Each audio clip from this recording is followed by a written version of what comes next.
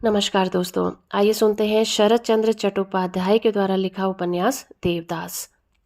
एक दिन बैसाख के दोपहर में जबकि चिलचिलाती हुई कड़ी धूप पड़ रही थी और गर्मी की सीमा नहीं थी, ठीक उसी समय मखोपाध्याय का देवदास पाठशाला के एक कमरे के कोने में स्लेट लिए हुए पांव फैलाकर बैठा था।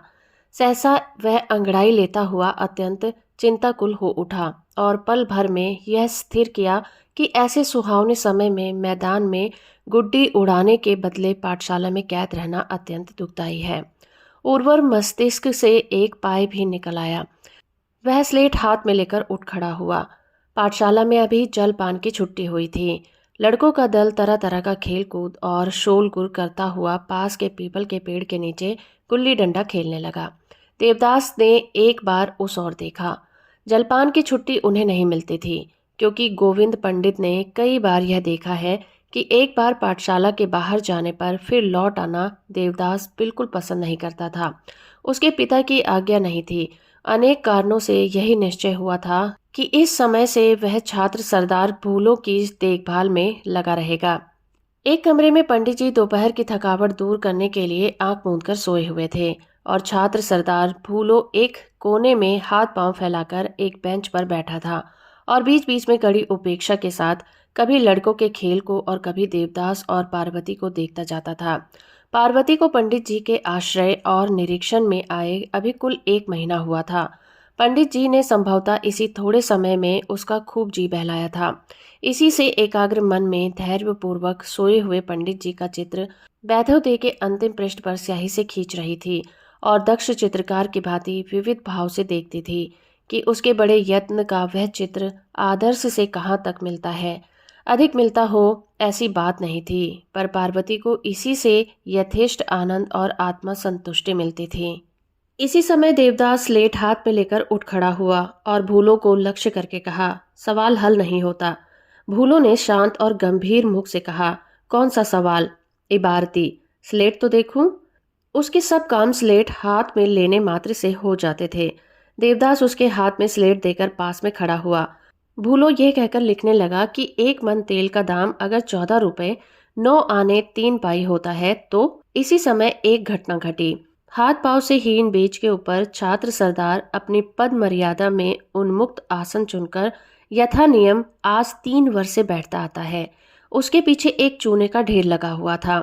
इसे किसी समय पंडित जी ने सस्ती दर से खरीद कर रखा था। सोचा था कि एक दिन लौटने पर इससे एक पक्का मकान बनवाएंगे।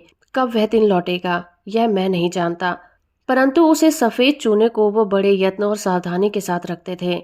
संसार से अनभिज्ञ, अपरिणामदर्शी कोई दरिद्री बालक इसका एक क्षण भी नष्ट नहीं करने पाता था और इसीलिए प्रिय पात्र और अपेक्षाकृत व्यस्त भोलानाथ को इस यत्न वस्तु की सावधानी पूर्वक रक्षा करने का भार मिला था और इसी से वह बेंच पर बैठकर उसे देखा करता था। भोलानाथ लिखता था, 1 मन तेल का दाम अगर 14 रुपए 9 आने 3 पाई है तो अरे बाप रे बाप। इसके बाद बड़ा शोरगुल मचा। पार्वती जोर से ठहाका मारकर ताली बजाकर जमीन पर लोटपोट हो गई। सोए हुए गोविंद पंडित जी अपनी लाल लाल आंखें मीचते हुए घबराकर उठ खड़े हुए। देखा कि पेड़ के नीचे लड़कों का दल कतार बांधकर एक साथ हो शब्द करता हुआ दौड़ा चला आ रहा है और इसी समय दिखाई पड़ा कि टूटे बेच के ऊपर एक जोड़ा पांव नाच रहा है और चूने में ज्वालामुखी का विस्फोट सा हो रहा है। चिल्लाकर पूछा, क्या है क्या है? उत्तर देने के लिए केवल पार्वती थी, पर वह उस समय जमीन पर लेटी हुई ताली बजा रही थी। पंडित जी का विफल प्रश्न क्रोध में परिवर्तित हो गया। क्या है क्या है? इसके बाद श्वेत मूर्ति भोलानाथ चूना ठेलकर खड़ा हुआ।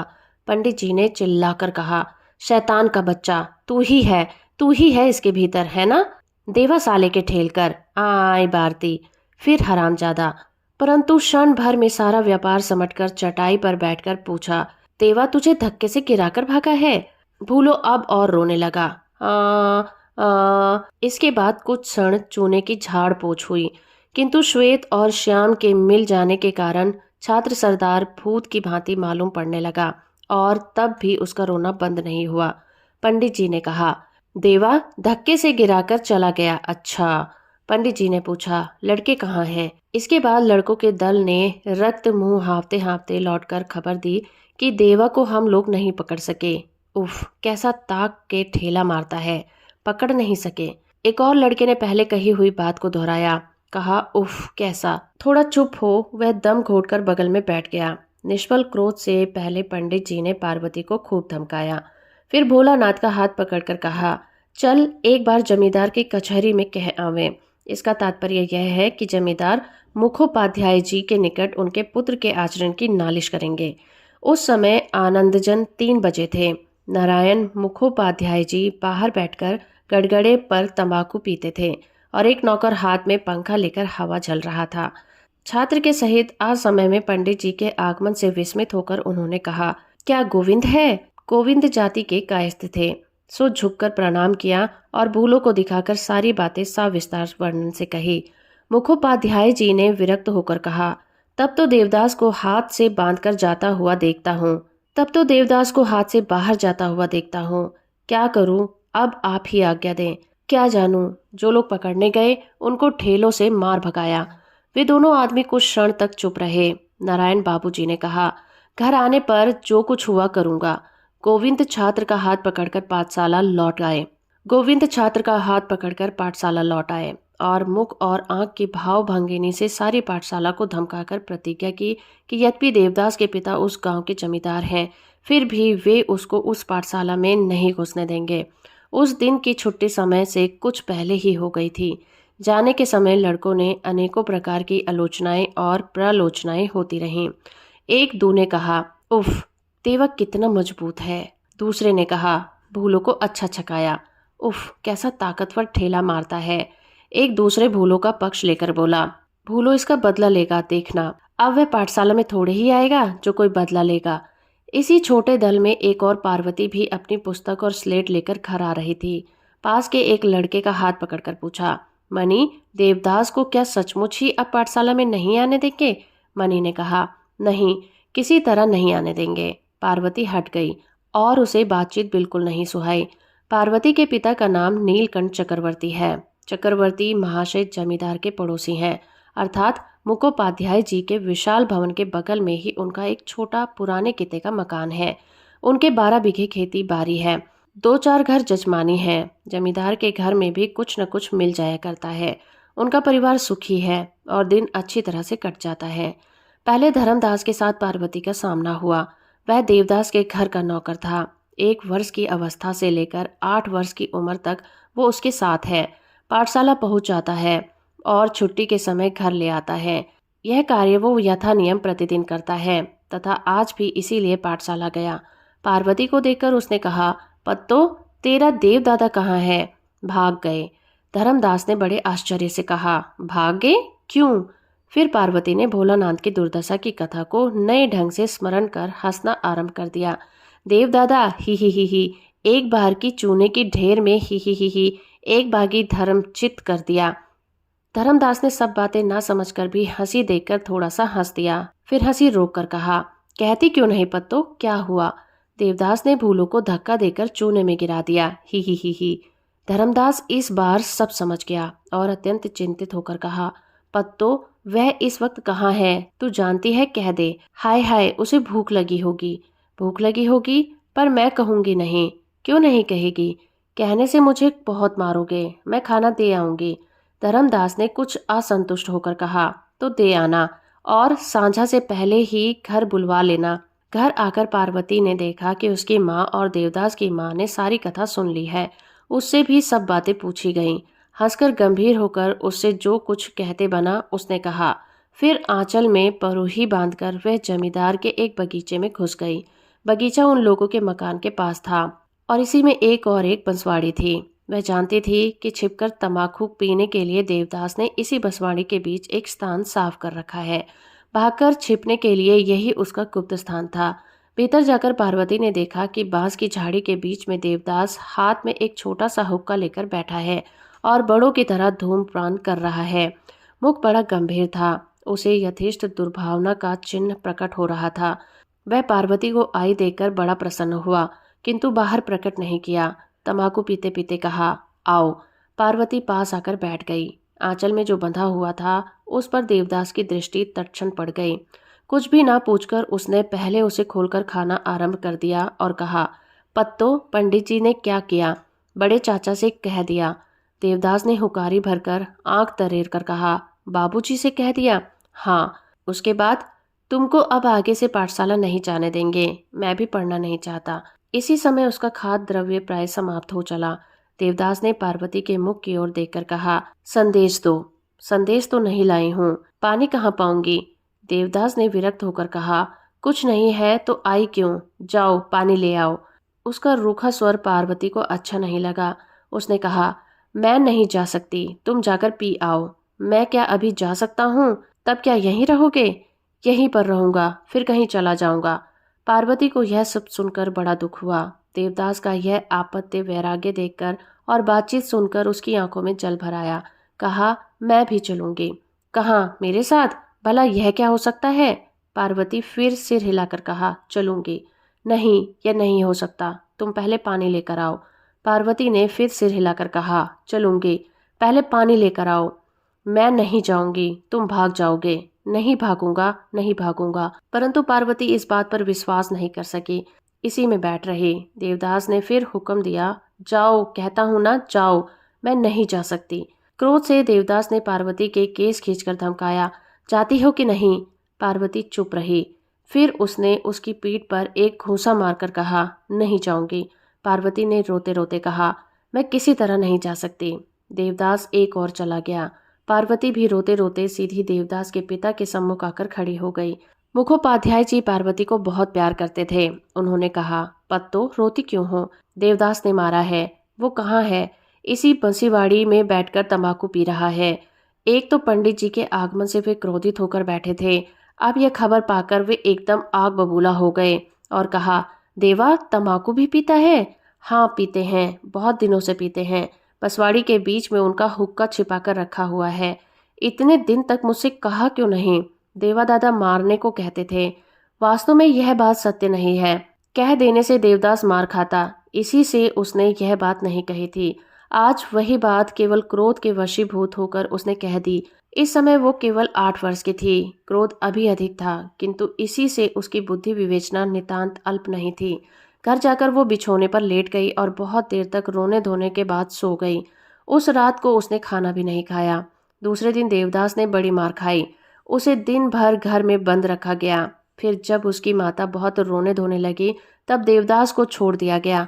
दूसरे दिन भोर के समय उसने भागकर पार्वती के घर की खिड़की के नीचे आकर खड़े होकर उसे बुलाया, पत्तो, ओ पत्तो। पार्वती ने खिड़की खोलकर कहा, देवदादा।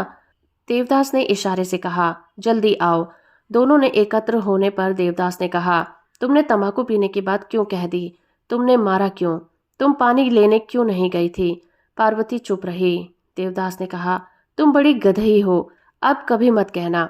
पार्वती ने सिर हिलाकर कहा, नहीं कहूंगी। तब चलो बांस में बंसी काट लाएं। आज बांध में मछली पकड़ने जाना है। पसवाड़ी के निकट एक नोना का पेड़ था। देवदास उस पर चढ़ गया। बहुत कष्ट से बांस की एक नाली नवाकर पार्वती को पकड़ने के लिए देकर कहा, देखो इसे छोड़ना नहीं, नहीं तो मैं गिर पड़ूंगा। पार्वती उसे प्राणपण से पकड़े रही। देवदास उसे पकड़कर नोना के एक डाल पर पांव रखकर बंसी काटने लगा। पार्वती ने नीचे से कहा, देवदाता, पाठशाला नहीं जाओगे? नहीं। बड़े चाचा अगर तुम्हें भेजेंगे तब? बाबूजी ने खुद ही कहा है कि अब मैं वहां नहीं पढ़ूंगा, पंडित जी ही मकान पर आवेंगे। पार्वती कुछ चिंतित हो उठी। फिर कहा, कल से गर्मी की वजह से पाठशाला सुबह हो गई है, अब मैं नहीं जाऊंगी। देवदास ने ऊपर से आंख लाल करके कहा, नहीं, यह नहीं हो सकता। इस समय पार्वती थोड़ा अनमन सी हो गई और नोना की डाल ऊपर उठ गई। साथ ही साथ देवदास नोना की डाल के नीचे गिर पड़ा। डाल अधिक ऊंची नहीं थी, इसे ज्यादा चोट भी नहीं आई, किंतु शरीर के अनेक स्थल छिल गए थे। नीचे आकर देवदास ने गुस्से से एक सूखी कैन लेकर पार्वती की पीठ के ऊपर, गाल के ऊपर और जहां तहां जोर जोर से मारकर कहा, जा दूर हो जा। पहले पार्वती स्वयं ही लज्जित हुई थी, पर अब छड़ी पर छड़ी क्रम से पड़ने लगी तो उसने गुस्से और अभिमान से दोनों आंखें अग्नि की भांति लाल लाल करते हुए रोते हुए कहा, मैं अभी बड़े चाचा के पास जाती हूँ। देवदास ने क्रोधित होकर और एक बार मारकर कहा, जा अभी जाकर कह दे, मेरा कुछ नहीं होगा। पार्वती चली गई। जब वो दूर चली गई तब देवदास ने पुकारा, पत्तो। पार्वती ने सुनी अनसुनी कर दी और जल्दी जल्दी चलने लगी। देवदास ने फिर बुलाया, ओ पत्तो, जरा सुन जा। पार्वती ने जवाब नहीं दिया। देवदास ने विरक्त होकर थोड़ा चिल्लाकर कहा, आप कहा जाकर मरने दो। पार्वती चली गई। देवदास ने जैसे तैसे करके 2-1 बंसी काट ली। उसका मन खराब हो गया था। रोते रोते पार्वती मकान पर लौट आई। उसके गाल के ऊपर छड़ी के निशान पड़ गए थे। पहले ही उस पर दादी की नजर पड़ी। वे चिल्ला उठी, बाप रे बाप, किसने ऐसा मारा है पत्तो? आंख मीचते मीचते पार्वती ने कहा, पंडित जी ने। दादी ने उसे लेकर अत्यंत क्रुद्ध होकर कहा, चल तो एक बार नारायण के पास चलें। ये कैसा पंडित है, बच्ची को एकदम मार ही डाला है। पार्वती के पितामही के गले में लिपटकर कहा, चल। मुखोपाध्याय जी के निकट आकर पितामही ने पंडित जी के मृत पुरखा पुरखनियों को अनेक प्रकार से भला बुला कहकर उनकी 14 पीढ़ियों के नरक में डालकर अंत में स्वयं गोविंद को बहुत बुरी बुरी गालियां दी। नारायण, देखो तो उसकी हिम्मत को, शूद्र होकर ब्राह्मण की कन्या के शरीर पर हाथ उठाता है। कैसा मारा है, एक बार देखो। यह कहकर वृद्धा गाल के ऊपर पड़े हुए नील के दाग को अत्यंत वेदना के साथ दिखाने लगी। नारायण बाबू ने तब पार्वती से पूछा, किसने मारा है पत्तो? पार्वती चुप रही। तब दादी ने एक बार फिर चिल्लाकर कहा, और कौन मारेगा सिवा उस गवार पंडित के? क्यों मारा है? पार्वती ने एक बार फिर कुछ नहीं कहा। मुखोपाध्याय महाशय ने समझा कि किसी कसूर पर मारा है, लेकिन इस तरह मारना उचित नहीं है। प्रकट में भी यही कहा। पार्वती ने पीठ खोलकर कहा, यहाँ भी मारा है। पीठ के दाग और भी स्पष्ट तथा गहरे थे। इस पर वे दोनों ही बड़े क्रोधित हो गए। पंडित जी को बुलाकर कैफियत तलब की जाएगी। मुखोपाध्याय जी ने यही अपनी राय जाहिर की। इस प्रकार स्थिर हुआ कि ऐसे पंडित के निकट लड़के लड़कियों को भेजना उचित नहीं है। यह निश्चय सुनकर पार्वती प्रसन्नतापूर्वक दादी की गोद में चढ़कर घर लौट आई। घर पहुंचने पर पार्वती माता की जिरह में पड़ी। उन्होंने बैठकर पूछा, क्यों मारा है? पार्वती ने कहा, झूठ ही मूठ मारा है। माता ने कन्या का कान खूब जोर से मलकर कहा, झूठ मूठ कोई मार सकता है? उसी समय दालान में सास जा रही थी। उन्होंने घर की चौखट के पास आकर कहा, बहू, माँ होकर भी तुम झूठ मूठ मार सकती हो और वह निगोड़ा नहीं मार सकता। बहू ने कहा, झूठ मूठ कभी नहीं मारा है। बड़ी भली लड़की है जो कुछ नहीं किया और उन्होंने मारा। सास ने विरक्त होकर कहा, अच्छा, यही सही है, पर इसे मैं पाठशाला नहीं जाने दूंगी। लिखना पढ़ना नहीं सीखेगी, क्या होगा सीख कर बहू? एक आध चिट्ठी पत्री लिख लेना, रामायण महाभारत पढ़ लेना ही काफी है। फिर तुम्हारी पत्तों को न जजी करनी है और न ही वकील होना है। अंत में बहू चुप हो गई, पर देवदास ने बहुत डरते डरते घर में प्रवेश किया। पार्वती ने आदि अंत तक सारी घटना अवश्य ही कह दी होगी, इसमें उसे कोई संदेह नहीं था। परंतु घर आने पर उसका लेश मात्र भी आभास नहीं मिला। वरन माँ से सुना कि आज गोविंद पंडित जी ने पार्वती को खूब मारा है। इसी से अब वह भी पाठशाला नहीं जाएगी। इस आनंद की अधिकता से वह भली भांति भोजन भी नहीं कर सका। किसी तरह वो झटपट खा पीकर दौड़ा हुआ पार्वती के पास आया और हाफते हाफते कहा, तुम अब पाठशाला नहीं जाओगी? नहीं। कैसे? मैंने कहा कि पंडित जी मारते हैं। देवदास एक बार हंसा, फिर उसकी पीठ ठोकर कहा कि उसे बुद्धिमती इस पृथ्वी पर दूसरी कोई नहीं है। फिर उसने धीरे धीरे पार्वती के गाल पर पड़े हुए नीले दाग की संयत्न परीक्षा की। निविश्वास फेंक कर कहा, आहा। पार्वती ने थोड़ा हंसकर उसके मुख की ओर देखकर कहा, क्यों, बड़ी चोट लगी है ना पत्तो? पार्वती ने सिर हिलाकर कहा, तुम क्यों ऐसा करती हो? इसी से तो क्रोध आता है और इसीलिए मारता भी हूँ। पार्वती की आंखों में जल भर आया। मन में आया कि पूछे कि क्या करे, तुम पूछ नहीं सकी। देवदास ने उसके माथे पर हाथ रखकर कहा, अब ऐसा कभी मत करना, अच्छा? पार्वती ने सिर हिलाकर कहा, नहीं करूंगी। देवदास ने और बार पीठ ठोककर कहा, अच्छा, तब मैं भी तुमको नहीं मारूंगा। दिन पर दिन बीतते जाते थे और इन दोनों बालक बालिकाओं के आनंद की कोई सीमा नहीं थी। सारे दिन वो इधर उधर घूमा करते थे। संध्या के समय लौटने पर डांट डपट के अतिरिक्त मार पीट भी खूब पड़ती थी। फिर सुबह होते ही घर से निकल भागते थे और रात को आने पर मार पीट और घुड़की सहते थे। रात में सुख की नींद सो जाते थे। फिर सवेरा होते ही भागकर खेल कूद में जा लगते।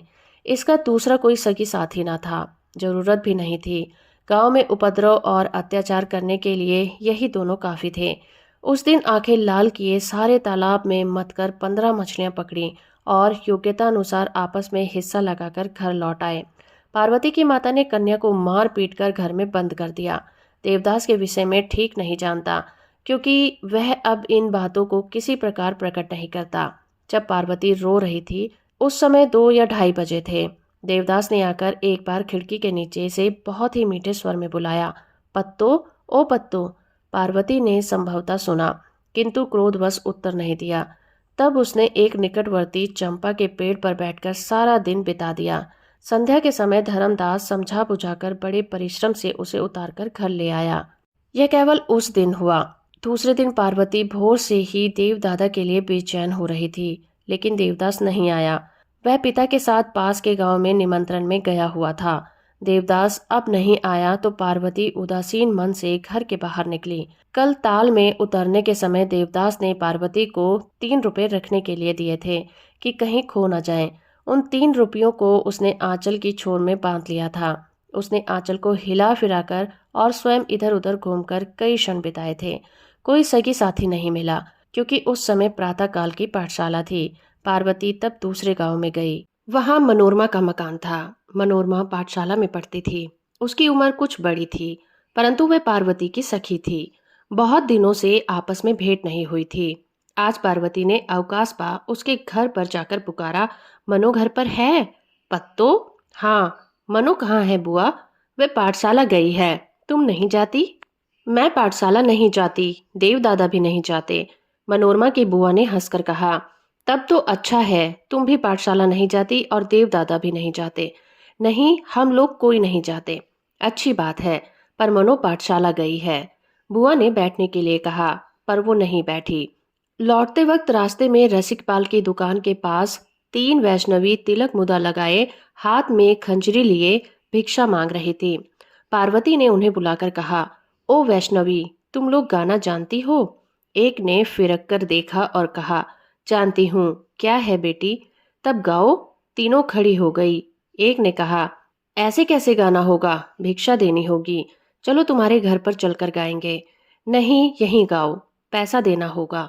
पार्वती ने अपना आंचल दिखाकर कहा, पैसा नहीं, रुपया है। आंचल में बंधा रुपया देखकर वे लोग दुकान से कुछ दूर पर जाकर बैठी।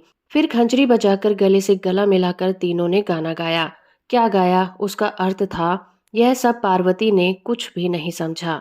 इच्छा करने पर भी वह नहीं समझ सकती थी। लेकिन उसी क्षण उसका मन देवदादा के पास खिंच गया। गाना समाप्त करके एक वैष्णवी ने कहा, क्या अब भिक्षा दोगी बेटी? पार्वती ने आंचल की गांठ खोलकर उन लोगों को 3 रुपए दे दिए। तीनों अवाक होकर उसके मुख की ओर कुछ क्षण देखती रही। एक ने कहा, किसका रुपया है बेटी? देवदादा का। वे तुम्हें मारेंगे नहीं? पार्वती ने थोड़ा सोचकर कहा, नहीं। एक ने कहा, जीती रहो। पार्वती ने हंसकर कहा, तुम तीनों जने का ठीक ठीक हिस्सा लग गया ना? तीनों ने सिर हिलाकर कहा, हाँ, मिल गया। राधा रानी तुम्हारा भला करे। यह कहकर उन लोगों ने आंतरिक कामना की कि इस दानशीलता छोटी कन्या को कोई दंड भोग ना करना पड़े। पार्वती उस दिन जल्दी ही मकान लौट आई। दूसरे दिन प्रातःकाल देवदास से उसकी भेंट हुई। उसके हाथ में एक परेता था, पर गुड्डी नहीं थी। वह खरीदनी होगी। पार्वती ने कहा, पत्तो, रुपया दो। पार्वती ने सिर झुकाकर कहा, रुपया नहीं है। क्या हुआ? वैष्णवी को दे दिया। उन लोगों ने गाना गाया था। सब दे दिया? हाँ, सब 3 रुपए दे दिए। दुर्पगली, क्या सब दे देना था? वाह, वे लोग जो 3 जनी थी, 3 रुपए ना देती तो तीनों का कैसे हिस्सा लगता? देवदास ने गंभीर होकर कहा, मैं होता तो 2 रुपए से ज्यादा ना देता। यह कहकर उसने परेता की मुठिया से मुट्ठी के ऊपर चिन्हाटी खींचते खींचते कहा, ऐसा होने से उनमें प्रत्येक को 10 आना 13 गड़ा 1 कौड़ी का हिस्सा पड़ता। पार्वती ने इबारती तक सवाल सीखे हैं। पार्वती की इस बात से प्रसन्न होकर कहा, यह ठीक है। पार्वती ने देवदास का हाथ पकड़कर कहा, मैंने सोचा था कि तुम मुझे मारोगे देवदादा। देवदास ने विस्मित होकर कहा, मारूंगा क्यों? वैष्णवी लोगों ने कहा था कि तुम मारोगे। यह बात सुनकर देवदास ने खूब प्रसन्न हो पार्वती के कंधे पर भार देकर कहा, दूर, कभी अपराध करने से क्या मैं मारता हूँ? देवदास ने संभवतः मन में सोचा था कि पार्वती का यह काम उसके पीनल कोड के अंतर्गत नहीं है, क्योंकि 3 रुपए 3 आदमियों के बीच ठीक ठीक तकसीम कर दिए गए। विशेषतः जिन वैष्णवी लोगों ने पाठशाला में इबारती सवाल नहीं पढ़ा है, उन्हें 3 रुपए के बदले 2 रुपए देना उनके प्रति भारी अत्याचार करना था। फिर वह पार्वती का हाथ पकड़कर छोटे बाजार की ओर गुड्डी खरीदने के लिए चला गया। परेता को वहीं एक झाड़ी में छिपा दिया। इसी तरह 1 वर्ष कट गया। किंतु अब और नहीं कटना चाहता। देवदास की माता ने शोरगुल मचाया। स्वामी को बुलाकर कहा कि देवा तो एकदम मूर्ख हरवाहा हो गया है, इसका कोई बहुत जल्दी उपाय करना पड़ेगा। उन्होंने सोचकर कहा, देवा को कोलकाता जाने दो, नरेंद्र के घर रहकर वो खूब अच्छी तरह पढ़ लिख सकेगा। नरेंद्र बाबू उस संबंध में देवदास के मामा हैं। यह बात सबने सुनी। पार्वती यह सुनकर बहुत चिंतित हो गई। देवदास को अकेले में पाकर उसका हाथ पकड़कर हिलाते हिलाते पूछा, देवदादा, क्या तुम कलकत्ता जाओगे? किसने कहा? बड़े चाचा कहते थे। नहीं, मैं किसी तरह नहीं जाऊंगा। और अगर जबरदस्ती भेजेंगे तो? जबरदस्ती? इस समय देवदास ने अपने मुख का भाव ऐसा बनाया जिससे पार्वती अच्छी तरह समझ गई कि उससे पृथ्वी भर में कोई जबरदस्ती से काम नहीं करा सकता। यही तो वह चाहती भी थी। अस्तु बड़े आनंद के साथ एक बार और उसका हाथ पकड़कर इधर उधर हिलाया और उसके मुख की ओर देखकर कहा, देखो कभी मत जाना देवदादा, कभी नहीं। किंतु उसकी यह प्रतिज्ञा नहीं रही। उसकी माता पिता ने उसे डांट डपट कर और मार पीट कर धर्मदास के साथ कलकत्ता भेज दिया। जाने के दिन देवदास के हृदय में बड़ा दुख हुआ। नए स्थान में जाने के लिए उसे कुछ भी कौतूहल और आनंद नहीं हुआ। पार्वती उस दिन उसे किसी तरह छोड़ना नहीं चाहती थी। कितना ही रोई होगी, परंतु उसे कौन सुनता है। पहले अभिमान में कुछ देर तक देवदास से बातचीत नहीं की, लेकिन अंत में जब देवदास ने बुलाकर उसे कहा, पत्तो, मैं जल्दी ही लौट आऊंगा, अगर ना आने देंगे तो भाग कर आऊंगा। पर पार्वती ने संभलकर अपने हृदय की अनेक आंतरिक बातें देवदास से कह सुनाई। इसके बाद घोड़ा गाड़ी पर चढ़कर पोर्टमांटो लेकर माता का आशीर्वाद और आंखों का जल बिंदु कपाट पर टीके की भांति लगाकर वो चला गया। उस समय पार्वती को बहुत कष्ट हुआ। आंखों में कितनी ही जल धाराएं गालों पर बहकर नीचे गिरी। उसका हृदय अभिमान से फटने लगा था। पहले कितने ही दिन उसने ऐसे काटे। उसके बाद एक दिन प्रातःकाल उठकर उसने सोचा कि सारे दिन उसके पास कोई काम करने को नहीं है। इसके पहले पाठशाला छोड़ने के बाद प्रातःकाल से संध्या काल तक छूट मूट ही खेल कूद में कट जाया करता था। कितने ही काम उसे करने रहते थे, किंतु समय ही नहीं मिलता था। पर अब सारे दिन यूं ही पड़ी रहती है, एक काम भी खोजने पर नहीं मिलता। प्रातःकाल उठकर किसी दिन चिट्ठी लिखने बैठी, 10 बज गए। माता झुंझला उठी। पितामही ने सुनकर कहा, उसे लिखने दो, सुबह इधर उधर ना दौड़कर लिखते पढ़ते रहना अच्छा है। जिस दिन देवदास का पत्र आता वह पार्वती के लिए बड़े सुख का दिन होता है। सीढ़ी की देहली ऊपर बैठकर वहीं कागज लेकर सारे दिन पढ़ती रहती है। इसी भांति 2 महीने बीत गए। पत्र लिखना और पाना अब उतना जल्दी जल्दी नहीं होता। उत्साह भी बहुत कम हो गया है। एक दिन प्रातःकाल पार्वती ने माता से कहा, माँ, मैं फिर से पाठशाला जाऊंगी। क्यों? पार्वती पहले कुछ विस्मित हुई, फिर सिर हिलाकर बोली, मैं जरूर जाऊंगी। तो जा, पाठशाला जाने से मैंने कभी तुझे रोका है? उसी दिन दोपहर से पार्वती ने दासी का हाथ पकड़कर बहुत दिन से छोड़ी हुई स्लेट और पेंसिल को ढूंढकर बाहर निकाला और उसी पुराने स्थान पर शांत और गंभीर भाव से जा बैठी। दासी ने कहा, गुरुजी, पत्तों को अब मारना नहीं, यह अपनी इच्छा से पढ़ने आई है। जब तक इसकी इच्छा होगी पढ़ेगी, और अब इच्छा ना होगी तो घर चली जाएगी। गुरुजी ने मन ही मन कहा, तथास्तु। प्रकट में कहा, यही होगा। एक बार ऐसी इच्छा हुई कि पूछे कि पार्वती कलकत्ता क्यों नहीं भेजी गई, किंतु यह बात नहीं पूछी। पार्वती ने देखा कि उसी स्थान पर और उसी बेंच पर छात्र सरदार भूलो बैठा है। उसे देखकर पहले एक बार हंसी आई, लेकिन दूसरे ही क्षण आंखों में आंसू टगबगा आए। उसे फिर भूलो के ऊपर क्रोध आया। मन में सोचा कि केवल उसी ने देवदास को घर से बाहर किया है। उस तरह से बहुत दिन बीत गए। बहुत दिनों के बाद देवदास मकान पर लौटा। जल्दी से पार्वती के पास आया। नाना प्रकार की बातचीत हुई। उसे अधिक बातचीत नहीं करनी थी भी तो वह कर नहीं सकी। परंतु देवदास ने बहुत सी बातें कहीं।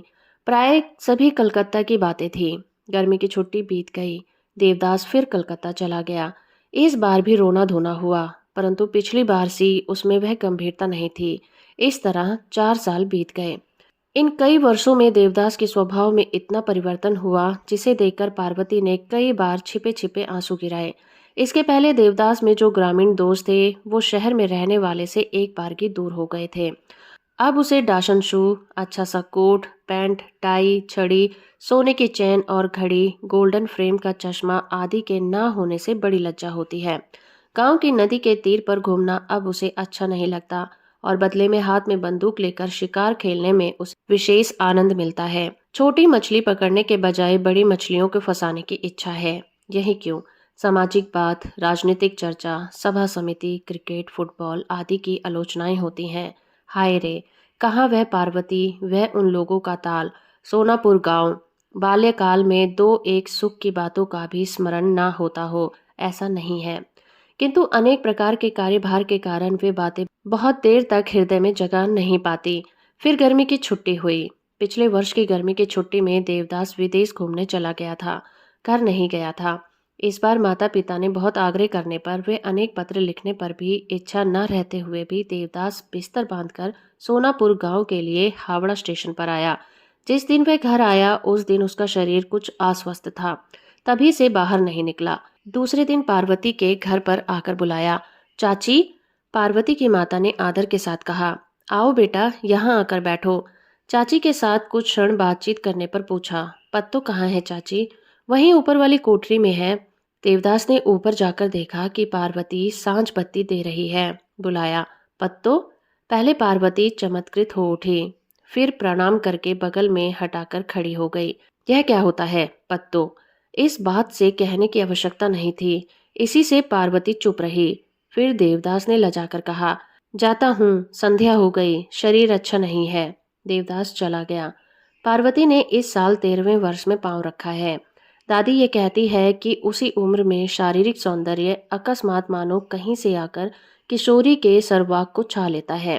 आत्मीय स्वजन सहसा एक दिन चमत्कृत होकर देखते हैं कि उसकी छोटी कन्या अब बड़ी हो गई है। उसके विवाह की तब छटपटी पड़ती है। चक्रवर्ती महाशय के घर में आज कई दिनों से इन्हीं सब बातों की चर्चा हो रही है। माता इसके लिए बड़ी चिंतित हो रही थी। बात बात में वह पति को सुनाकर कहती कि अब पत्तों को अधिक दिन तक अविवाहित रखना उचित नहीं होगा। वे लोग बड़े आदमी नहीं हैं। उन लोगों को एकमात्र यही भरोसा है कि कन्या अनुपम सुंदरी है। संसार में यदि रूप की प्रतिष्ठा है तो पार्वती के लिए अधिक चिंता ना करनी पड़ेगी। और भी एक बात है जिसे यहीं पर कह देना उचित है। चक्रवर्ती परिवार को कन्या के विवाह के लिए आज तक कोई विशेष चिंता नहीं करनी पड़ी है। हाँ, पुत्र के विवाह के लिए अवश्य करनी पड़ती है।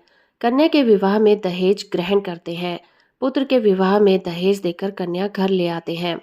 किंतु नीलकंठ स्वयं इस प्रथा को बहुत घृणा से देखते थे। उनकी यह तनिक भी इच्छा नहीं थी कि कन्या को बेचकर धनोपार्जन किया जाए। पार्वती की माँ इस बात को जानती थी। उसे यह विश्वास नहीं होता था कि मेरी यह आशा दुराशा मात्र है। वह सोचती थी कि देवदास से अनुरोध करने पर कोई रास्ता निकल आएगा। संभवतः यही सोचकर नीलकंठ की माता ने देवदास की माँ से इस पर चर्चा छेड़ दी। आहा बहू, देवदास और मेरी पत्तों में जैसा स्नेह है वह ढूंढे से भी कहीं नहीं मिल सकता। देवदास की माँ ने कहा, भला ऐसा क्यों ना होगा चाची? वे दोनों भाई बहन की तरह पलकर इतने बड़े हुए हैं। हाँ बहू, मैं यह समझती हूँ। देखो ना, जब देवदास कलकत्ता गया था तो पत्तो सिर्फ 8 बरस की थी। परसी अवस्था में भी वो उसकी चिंता करते करते सूख कर कांटा हो गई। देवदास की यदि कभी एक भी चिट्ठी नहीं आती थी तो वो उसे बड़े चाव से दिन रात बारंबार पढ़ा करती थी। यह हम लोग अच्छी तरह जानती हैं। देवदास की माँ ने मन ही मन सब कुछ समझ लिया था। थोड़ी मुस्कुराई। उस मुस्कुराहट में कितने छुपे हुए भाव गुंधे हुए थे वह मैं नहीं कह सकता, किंतु वेदना बहुत थी। वे सभी बातें जानती थी। साथ ही पार्वती को प्यार भी करती थी, किंतु वे कन्याओं के बेचने और खरीदने वाले घर की लड़की थी।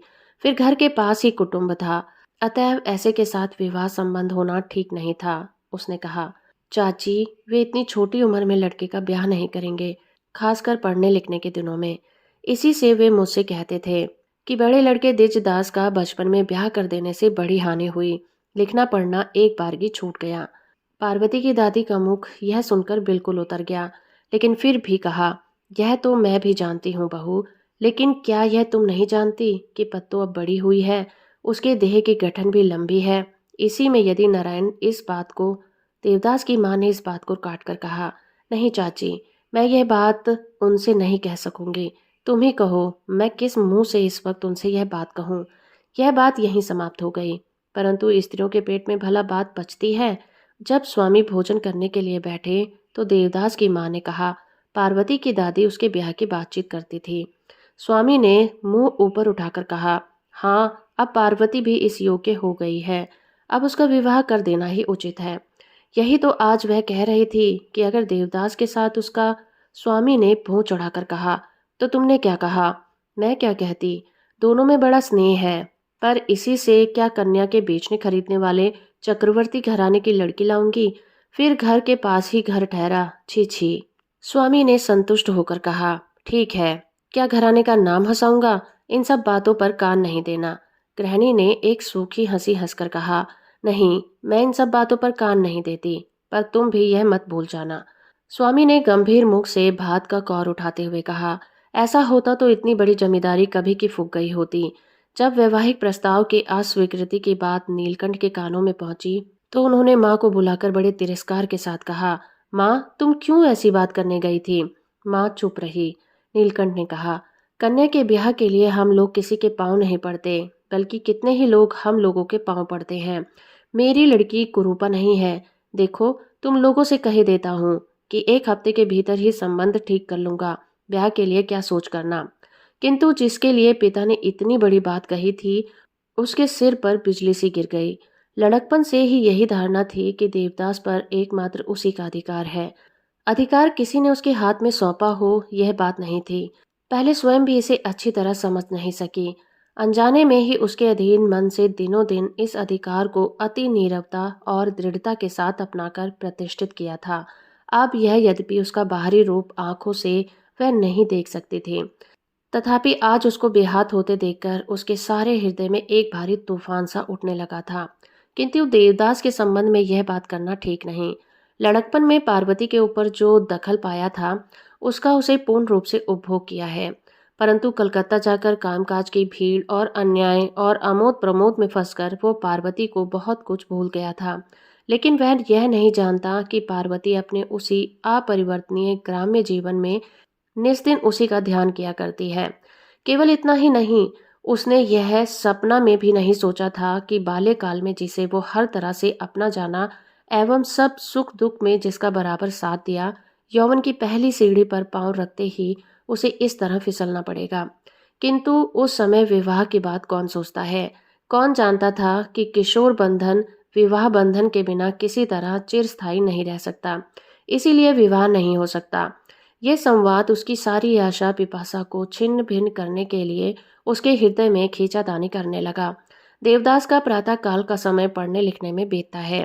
दोपहर में बड़ी गर्मी पड़ती है। घर में बाहर निकलना कठिन है। केवल सायंकाल में यदि इच्छा होती है तो वो बाहर हवा खाने के लिए जाया करता है। इस समय किसी दिन वह धोती कुर्ता और एक अच्छा सा जूता पहनकर हाथ में छड़ी लेकर टहलने के लिए निकलता है। जाते समय वो चक्रवर्ती के मकान के नीचे से होकर जाता था। पार्वती ऊपर बंगले से आंसू पोंछती हुई उसे देखती थी। कितनी ही बातें उसके मन में उठती थी। मन में उठता था कि दोनों बड़े हुए, बहुत दिन परदेश में रहने के कारण दोनों एक दूसरे में बड़ी लज्जा करते हैं। देवदास उस दिन इसी तरह चला गया। लज्जा के कारण इच्छा रहते हुए भी वो कोई बात नहीं कर सका। यह बात पार्वती भी समझने से नहीं चूकी। देवदास भी प्राय इसी भांति सोचता था। बीच बीच में उसके साथ बातचीत करने और देखने के लिए इच्छा भी होती थी, किंतु साथ ही यह भी ख्याल होता था कि क्या यह अच्छा दिखेगा। यह कलकत्ता का वह कोलाहल नहीं है, वह अमोद प्रमोद थिएटर में गाना बजाना नहीं है। इसीलिए उसे उसके बचपन की यादें याद आती हैं। मन में प्रश्न उठता है कि क्या यह पार्वती वही पार्वती है। पार्वती मन में सोचती कि क्या ये देवदास बाबू वही देवदास है। देवदास अब प्राय चक्रवर्ती के मकान की ओर नहीं जाता। किसी दिन वो आंगन में खड़ा होकर बुलाता, छोटी चाची क्या करती हो? छोटी चाची कहती, यहाँ आकर बैठो। देवदास कहता, नहीं, रहने दो चाची, मैं थोड़ा घूमने जा रहा हूँ। पार्वती किसी दिन ऊपर रहती और किसी दिन देवदास के सामने पड़ जाती थी। वह जब छोटी चाची के साथ बातचीत करने लगता तो पार्वती धीरे से खिसक जाती थी। सायंकाल के बाद देवदास के घर में दिया जलता था। ग्रीष्मकाल की खुली हुई खिड़की से पार्वती बहुत देर तक उसी को देखा करती थी, किंतु सिवा उस दीप प्रकाश के और कुछ नहीं देख पाती थी। पार्वती सदा से आत्माभिमानी है। वह जो यातना सह रही है, उसके तिल मात्र तक किसी को था देने की उसकी आंतरिक चेष्टा नहीं थी। और किसी से कहने सुनने से कोई लाभ ही क्या। सहानुभूति सहन नहीं हो सकती और तिरस्कार लांछना है। इससे तो मर जाना ही अच्छा है। पिछले साल मनोरमा का विवाह हुआ, किंतु वह ससुराल नहीं गई। इसी से बीच बीच में वह पार्वती से मिलने आ जाया करती थी। पहले दोनों सखियों में ये सभी बातें खुल खुल कर होती थी, पर अब वह बात नहीं है। पार्वती उसका साथ नहीं देती। वह या तो ऐसी बातों के छिड़ने पर चुप ही रहती है या फिर टाल मटोल कर जाती है। पार्वती के पिता कल रात घर लौटे। इधर कई दिनों से वे वर ढूंढने गए थे। अब विवाह की सब बातचीत पक्की करके घर लौटे हैं। प्राय 20-25 कोस की दूरी पर वर्धमान जिला के हाथीपोता गांव के जमींदार के साथ विवाह होना स्थिर हो गया है। उसकी आर्थिक दशा अच्छी है। उम्र 40 साल से कुछ कम ही है। गत वर्ष पहली स्त्री का स्वर्गवास हुआ है, इसीलिए दूसरा विवाह कर रहे हैं। इस समाचार से कुटुंबियों में किसी को आनंद नहीं हुआ, वरन दुख ही पहुंचा। फिर भी भुवन चौधरी से अब मिलाकर 2-3 हजार रुपए की प्राप्ति थी। इसी से सब स्त्रियां चुप रहीं। एक दिन दोपहर के समय जब देवदास चौके में भोजन करने को बैठा तो माँ के पास बैठकर कहा, पत्तू का विवाह है। देवदास ने मुंह उठाकर पूछा, कब? इसी महीने में। कल वर खुद आकर कन्या को देख गया है। देवदास ने कुछ विस्मित होकर कहा, क्या मैं तो कुछ नहीं जानता माँ। तुम कैसे जानोगे? वर दुहेजू है, अवस्था कुछ अधिक है, पर घर का धनी है। पत्तो खाने पीने से सुखी रहेगी।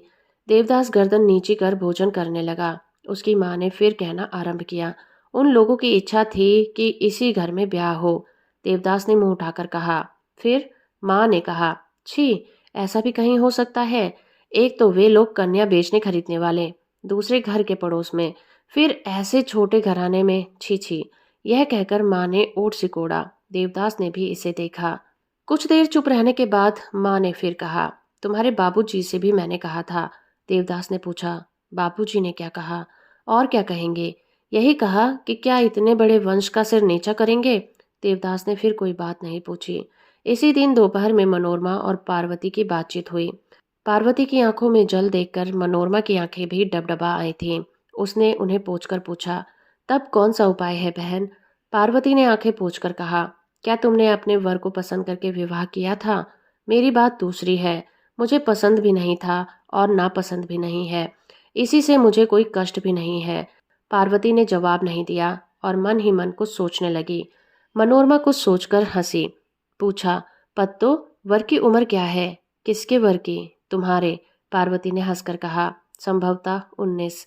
मनोरमा ने विस्मित होकर कहा, यह क्या, मैंने तो सुना है कि 40 है।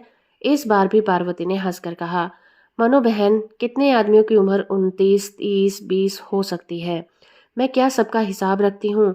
मेरे वर की उम्र 19-20 वर्ष की है, मैं यही जानती हूँ। उसके मुख की ओर देखकर मनोरमा ने पूछा, क्या नाम है? सो तो तुम जानती ही हो। मैं कैसे जानूंगी? तुम नहीं जानती? अच्छा लो, मैं कह देती हूँ।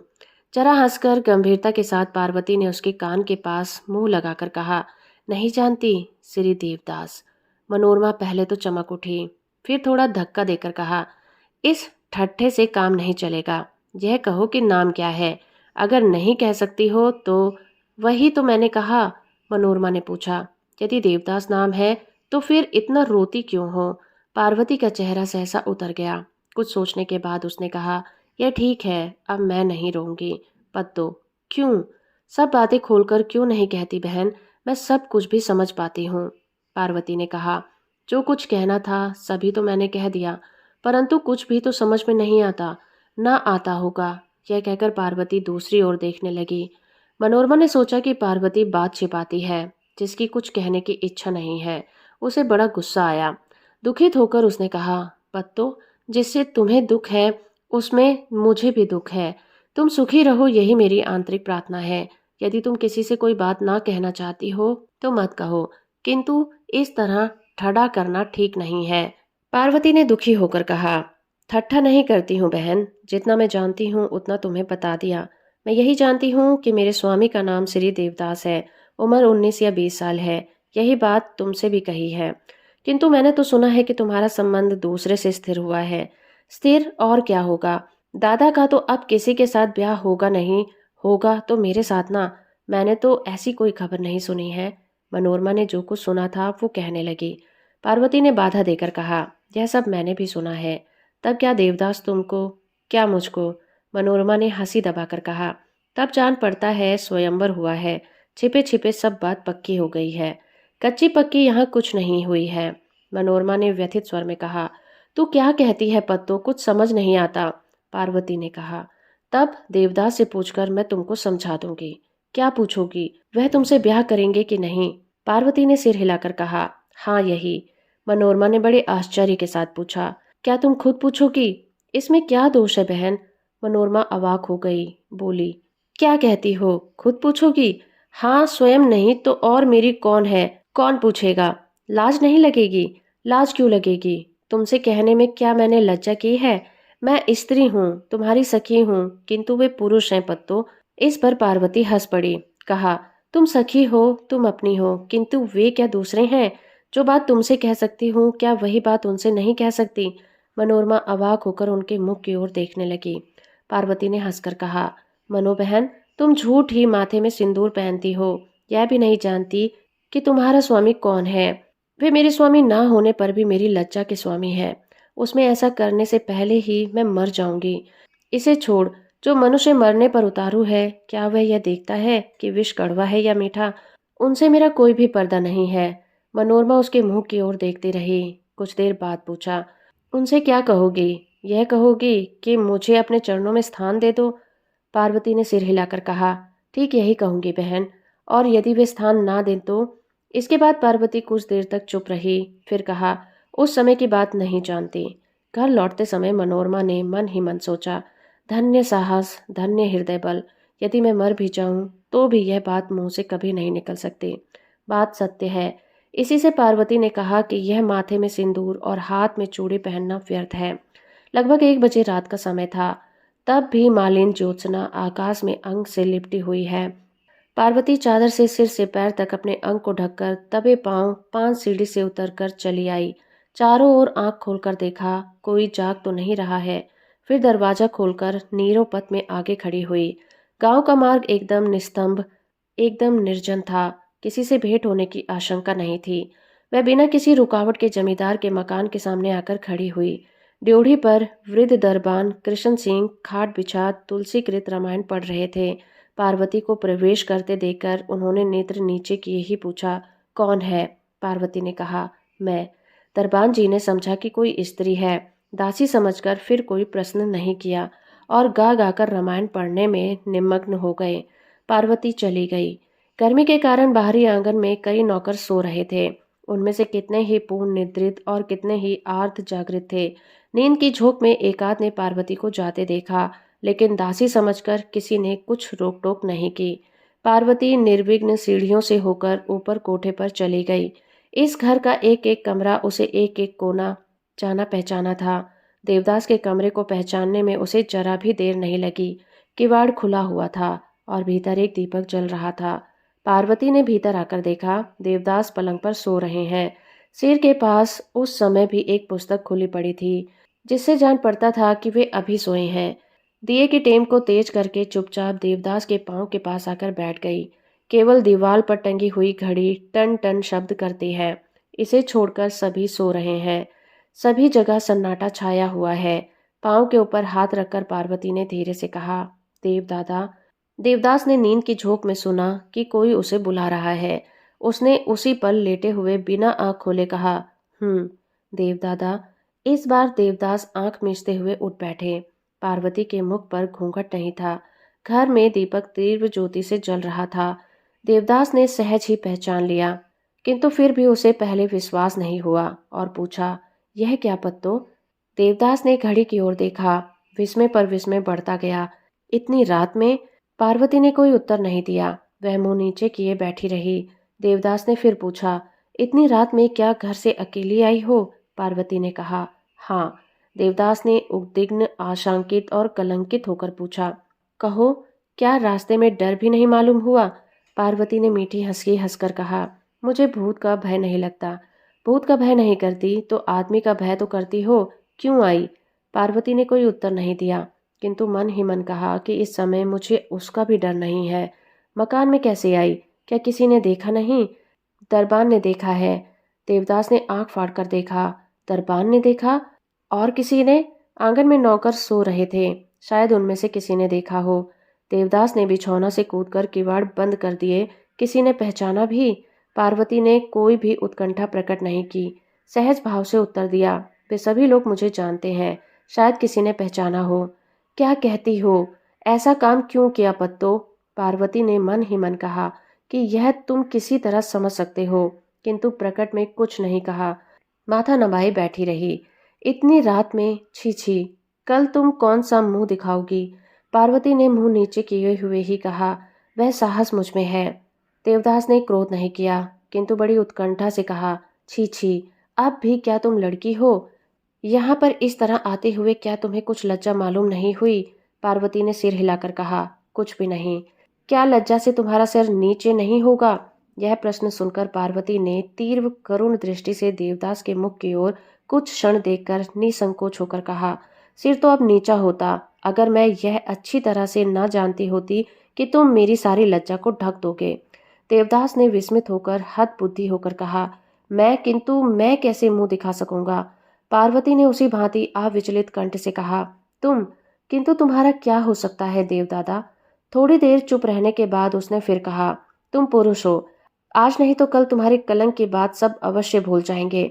2 दिन के बाद किसी को इसका ध्यान भी नहीं रहेगा कि कब किस रास्ते से हतभाग्नि पार्वती सब कुछ तुच्छ समझकर तुम्हारे पद रज में लीन होने आई थी। यह क्या पत्तो? मंत्र मुक्त की भांति देवदास ने कहा, और तुम मेरे कलंक की बात करते हो? नहीं, मुझे कलंक नहीं लगेगा। तुम्हारे पास मैं छिपे छिपे आई। यदि यह कहकर मेरी निंदा होगी तो यह निंदा मुझे नहीं लग सकती। यह क्या पत्तो, रोती हो? देवदादा, नदी में इतना जल भरा हुआ है, क्या इतने जल से भी कोई कलंक नहीं धुल सकता? सहसा देवदास ने पार्वती के दोनों हाथ पकड़ लिए और कहा, पार्वती।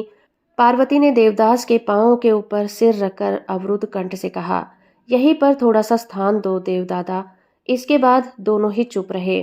देवदास के पांव से बहकर अनेकों अश्रुकण शुभ्र सैया को भिगोने लगे। बहुत देर के बाद देवदास ने पार्वती के मुख को ऊपर उठाकर कहा, पत्तो, क्या मुझे छोड़कर तुम्हें कोई और उपाय नहीं है? पार्वती ने कुछ नहीं कहा, उसी भांति पांव पर सिर रखे हुए पड़ी रही। निशब्दता के भीतर एकमात्र वही लंबी लंबी उसासे भर रही थी। टन टन करके घड़ी में 2 बज गए। देवदास ने कहा, पत्तो। पार्वती ने रुद्ध कंठ से कहा, क्या पिता माता बिल्कुल सहमत नहीं है? यह सुना है। पार्वती ने सिर हिलाकर जवाब दिया, सुना है। फिर दोनों चुप रहे। बहुत देर बाद देवदास ने दीर्घ निविश्वास फेंक कर कहा, तब फिर? तो दोस्तों, अभी आप सुन रहे थे शरत चंद्र चट्टोपाध्याय के द्वारा लिखा उपन्यास देवदास का भाग 1।